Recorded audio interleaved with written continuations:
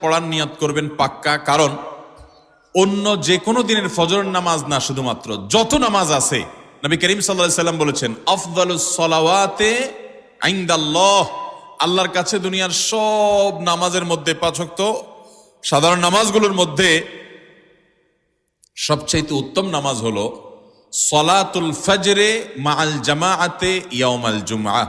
জুমার দিন ফজরের নামাজ জামাতের সাথে আদায় করা হলো যত নামাজ আছে এর মধ্যে সবচেয়ে শ্রেষ্ঠ নামাজ।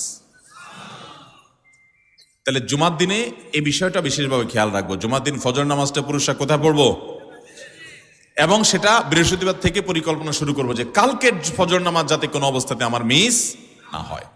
আমাদের আখিরাতের ব্যবসা এটা ভাই, আখিরাতের কারেন্সি সংগ্রহ করা। যত খুঁটে খুঁটে ভালো ভালো আমলগুলো করবেন আপনার আমল নামাতে আমল সওয়াব জমা হতে থাকবে। চেষ্টা করবো তো ইনশাআল্লাহ। আমাদেরকে শয়তান অন্যদিন ফজরের নামাজ পড়ার সুযোগ হলেও